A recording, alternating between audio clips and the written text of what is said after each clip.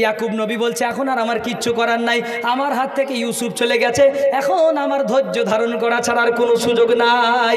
শুধু ধৈর্যের ওপরে আমি ঘন্টার ঘন্টা কথা বলতে পারি, কিন্তু উপায় নাই, আমাকে আস্তে আস্তে এগোতে হবে। আর আপনারাও হয়তো ব্যস্ত, মানে একটু বিরক্ত হচ্ছেন নাকি গো? শেষ করতে হবে মনে হয় নাকি?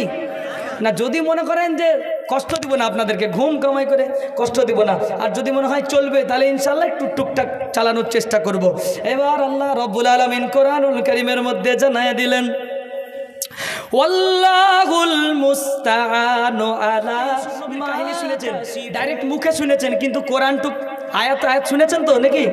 আজ থেকে আপনারা আজকে শুনবেন আয়াত টু আয়াত, ইনশাল্লাহ এর মধ্যে বিভিন্ন ব্যাখ্যা, বিভিন্ন জিনিস আমরা পেয়ে যাব।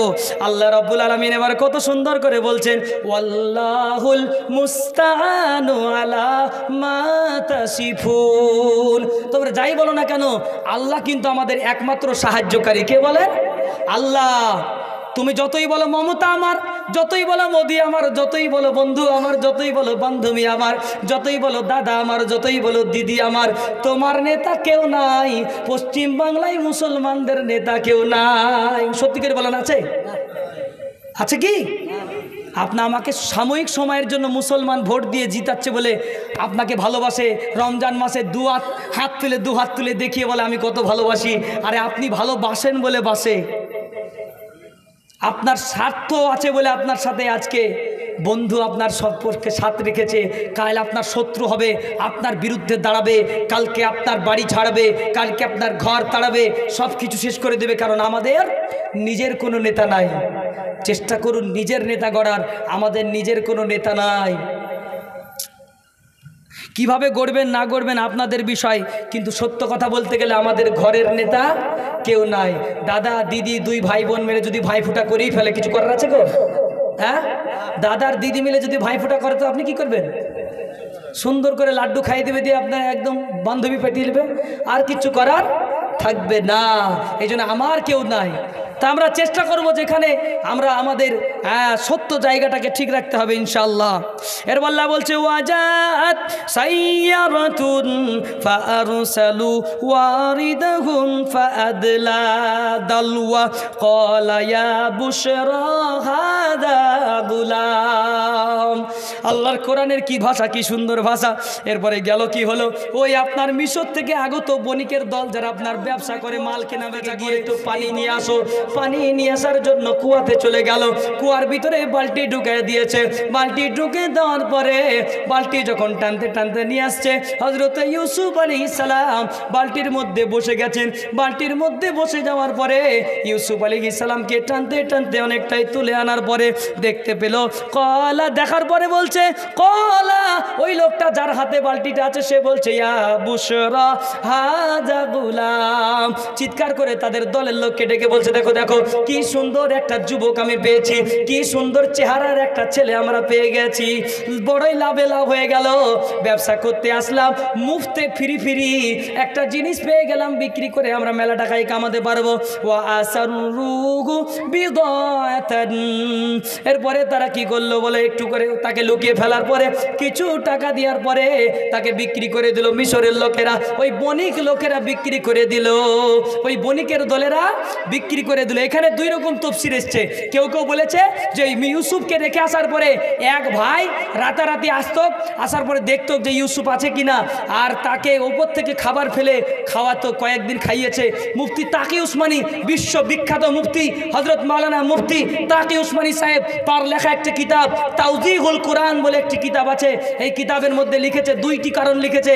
এক বলেছে, দুটো কথা লিখেছে। এক, তাকে তার ভাইয়ের মধ্যে একজন আসতো, আসার পরে দেখতো, আর খোঁজ নিত যে কেমন আছে, আর খাবার দিয়ে যেত। আর 4 দিন পরে এসে দেখছে হঠাৎ করে নাই, হঠাৎ করে দেখছে বাচ্চাটা নাই। চতুর্দিক খোঁজাখুঁজি করার পরে খোঁজ পাওয়া গেল যে অমুকের দল নিয়ে গেছে একটা বণিক দলেরা। তখন তাদের কাছে বলে এটা আমাদের গোলাম। তখন ভাইয়ের পরিচয় না দিয়ে ইউসুফকে তার ভাইয়েরা বলেছিল যে এটা আমাদের গোলাম, তোমাদের কাছে বিক্রি করতে চাই, তোমরা নিবে কি? সঙ্গে সঙ্গে বলছে অবশ্যই নিব। তো তাদেরকে তার ভাইদের মধ্যে একজন বিক্রি করে দিল। তারা নিয়ে যাওয়ার পরে আবার তারা এক জায়গায় বিক্রি করবে, আরেকটা তফসিরের মধ্যে লিখেছে যে ডাইরেক্ট বণিকরা আসার পরে ব্যবসায়িকরা এসে ইউসুফকে কুয়া থেকে তুলে নেওয়ার পরে, কুয়া থেকে তুলে তারা নিয়ে যাওয়ার পরে মিশরের বাদশা মিশরের বাদশা আজিজের কাছে তারা বিক্রয় করে দিল। এরকম ঘটনাও লেখা আছে। ও আসার রোগু বিদাআতান, তাদেরকে বিক্রি করে দেওয়া হলো তাকে। আল্লাহু আলিমুম বিমা ইয়ামালুন। আর আমার আল্লাহ রব্বুল আলামিন ভালোভাবেই জানেন তাদের কৃতকর্ম সম্পর্কে। আল্লাহ রব্বুল আলামিন জানেন তারা কি করতে চলেছে আর ইউসুফের আগামী দিন কি হতে চলেছে। ইমানদাররা কোনোদিন ভয় করে না। ইমানদার যদি মসজিদে 5,000 টাকা দেয়, ইমানদার যদি আজকে মসজিদে 2,000 টাকা দেয়, ইমানদার কোনোদিন টেনশন করে না আজকে 2,000 টাকা দিয়ে দিলাম কালকে আমার কি হবে। ইমানদার টেনশন করে না। ইউসুফ টেনশন করে নাই। ইউসুফের আল্লাহ দুশ্চিন্তা করতে নিষেধ করেছেন। ইমানদারদের জন্য ইউসুফের আল্লাহ বলে গেছে, ও দুনিয়ার ইমানদারেরা 10,000 টাকা মসজিদের জন্য খরচ করে ভেবো না তোমার হাত থেকে কিছু চলে গেছে। 5,000 টাকা মসজিদের জন্য খরচ করে মনে করো না অনেক কিছু চলে গেছে। কিচ্ছু তোমার যায়নি, আল্লাহ সব তোমার ফিরিয়ে দেবে। আজ যদি আপনারা আমার সঙ্গে থাকেন তাহলে বুঝতে পারবেন আল্লাহ কিভাবে মানুষকে ফিরিয়ে দেয়। তাই মা বোনেরা, আমার আব্বা জানেরা যারা আছেন, আমরা মাঝে মাঝেই আমার আল্লাহর বান্দারা কেউ যদি থাকেন, আমরা বলবো আমার 1,000 টাকা আমি বক্তা আজিজুল ইসলাম থাকার সময় আমি 1,000 টাকা লিখেছিলাম, আপনাকে সামনে রেখে আবার আমি 1,000 টাকা দিলাম।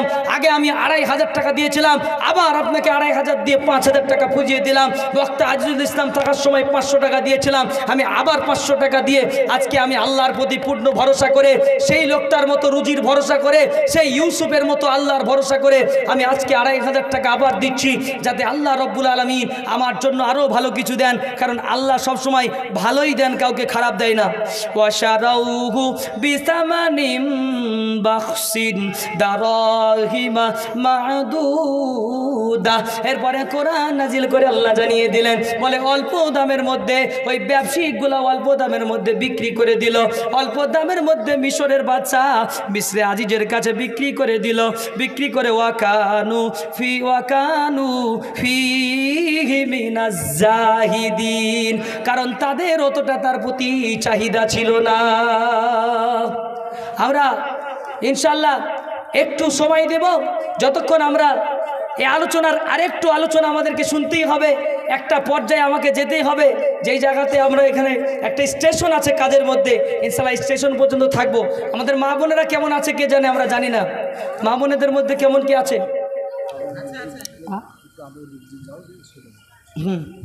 একটু ঢুকছি তো আল্লাহ রাব্বুল আলামিন বলছেন, মিশরের বাদশা ওয়াকাল আল্লাযী ইশতারাহু মিন মিসর আলি ইমরাতিহি আকরিমি মাসওয়াহু আসা আন ইয়ানফা'না আও নাত্তাখিদাহু ওয়ালাদা। সুবহানাল্লাহ।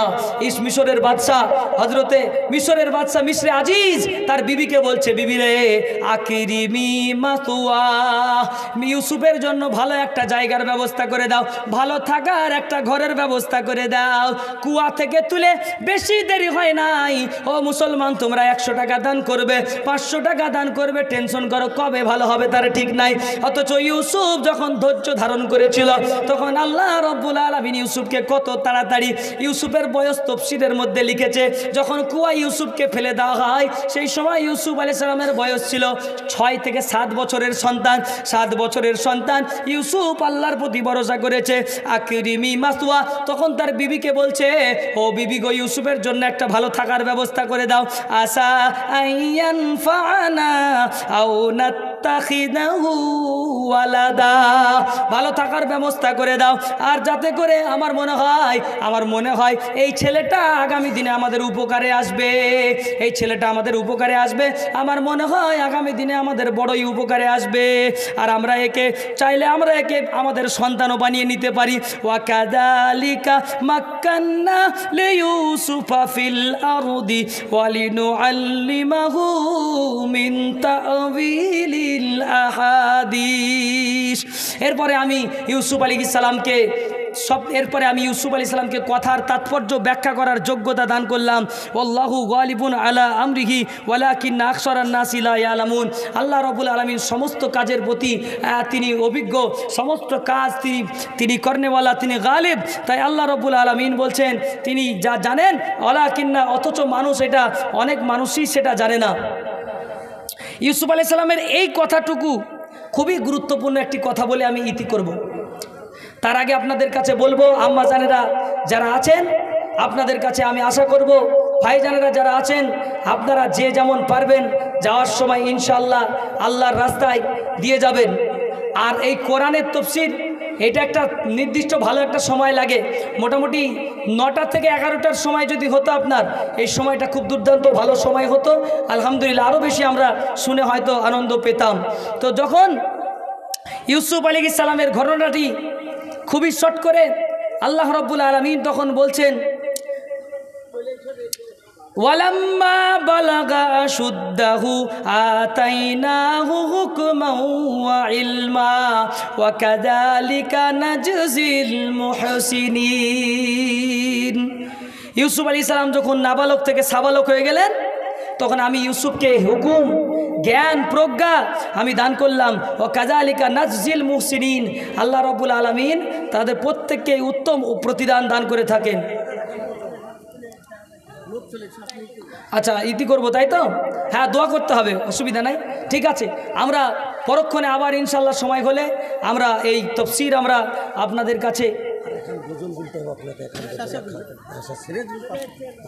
রেজবুল 500 টাকা রাখেন, রেজবুল নামে 500 টাকা একজন আল্লাহর রাস্তায় দান করে গেছেন। আল্লাহ তাআলা তার দানকে কবুল করুন।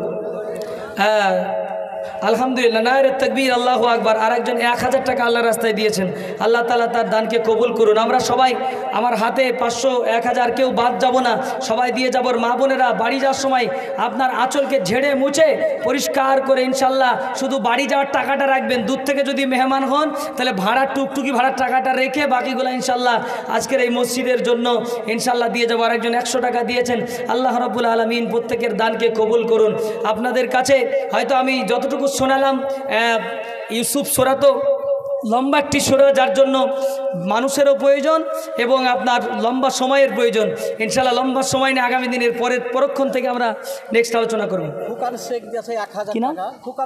খোকন শেখ 1000 টাকা, নারে তাকবীর, আল্লাহু আকবার। আল্লাহ তাআলা তার দানকে কবুল করুন, যা দিলে ভালো হয় তাই দিয়ে কবুল করুন। বেনামিতে আরেকজন 500 টাকা, আল্লাহ তাআলা তার দানকে কবুল করুন, আল্লাহ তাআলা তার উত্তম প্রতিদান দান করুন। মাসুদা বিবি 500 টাকা, আল্লাহ তার 2 বস্তা সিমেন্ট। আব্বা মা আত্মীয় স্বজন যারা রয়েছেন প্রত্যেককে আল্লাহ ভালো রাখুন, প্রত্যেককে আল্লাহ রাব্বুল আলামিন আত্মীয় স্বজন যারা চলে গেছেন তাদের কবরগুলো জান্নাতের টুকরা বানিয়ে দেন। দয়ার নবীজি আমরা তোমায় বলতে পারি না, দয়ার নবীজি আমরা তোমায় বলতে পারি না। তোমার আম্মা আমিনা গো, তোমার দুধ মা হালিমা, ও তোমার আম্মা আমিনা গো, তোমার দুধ মা হালিমা। দয়ার নবীজি আমরা তোমায় বলতে পারি না, দয়ার নবীজি আমরা তোমায় বলতে পারি। কিনা বাবু শেখ 500 টাকা, আল্লাহ তার দানকে কবুল। তোমার আম্মা আমিনা গো, তোমার দুধ মা হালিমা। তুমি জন্ম নিলে মায়া আমিনার ঘরে, ফেরেশতারা আসে সেই ঘরে। তুমি সিরাতে রাসূল মারে ফাতেরি বুলবুল, তুমি সিরাতে রাসূল মারে ফাতেরি বুলবুল। তোমার দোয়া কবুল করতে খোদা দেরি করে না। তোমার আম্মা আমিনা গো, তোমার দুধ মা হালিমা, ও তোমার আম্মা আমিনা গো, তোমার দুধ মা হালিমা। হাসিবুল ইসলাম মাওলানা সাহেব 2000 টাকা। হাসিবুল ইসলাম, নারে তাকবীর, আল্লাহু আকবার। মাওলানা সাহেব মসজিদের ইমাম সাহেব 2000 টাকার দাতা। ওগো আল্লাহ দয়াময়, দয়া যে তোমার, সাফ করে মাফ করো গোনা খাতা তার। আরো দোয়া করি আমি ওগো পাক রব্বানা, দিও গো মাওলা জান্নাতের ঠিকানা। আল্লাহ ভালো করুন, আল্লাহ যে উদ্দেশ্যে নিয়াত দান করেছেন উদ্দেশ্য নিয়াতকে কবুল করুন। দয়ার নবীজি আমরা তোমায় বলতে পারি না, তোমার আম্মা আমিনা গো, তোমার দুধ মা হালিমা। তুমি গেলে যখন মা হালিমার ঘরে, ফেরেশতারা আসে সেই ঘরে, তুমি সিরাতে রাসূল মারে ফাতেরি বুলবুল, তোমার দোয়া কবুল করতে খোদা দেরি করে না, তোমার মায়া মিনা গো তোমার। মেয়েদের কাছ থেকে 12,040 টাকা এখন মাশাআল্লাহ মাশাআল্লাহ, মেয়েদের মধ্যে থেকে 1,500 12,000 2,000 করে বিভিন্ন বিভিন্ন 50, 100, 2,000, 5,000 যে যেমন পেরেছে এরকমভাবে। আবার এই মুহূর্তে আপনার মহিলাদের পক্ষ থেকে 12,000 টাকা উঠেছে। নারে তাকবীর, আল্লাহু আকবার। কি দোয়া করিব আমি আম্মা জানেদের কারণ, দিও গো মাওলা জান্নাতি আদর। এই যোগ্য বাপের যোগ্য বেটিরা এ ছিল জালসাতে, 12,000 টাকা দিল মসজিদ বানাতে। এ কত ভালোবাসা ছিল তোমারই তরেতে, দুনিয়া হাতে রেখো ভালো রেখো আখেরাতে। দেখো দেখো দেখো খোদা এ তোমার বান্দা বান্দীদের তামাশা, তোমার প্রতি রাখে তারা কত যে ভরসা। মসজিদ বানাবো বলে কত তাদের আশা, দিও গো মাওলা তোমার ভালোবাসা। বকুল কাঞ্চনপুর থেকে ওর আব্বার নামে 2,000 টাকা। নারে তাকবীর, আল্লাহু আকবার। বকুল কাঞ্চনপুর থেকে তার আব্বার নামে 2,000 টাকার দাতা।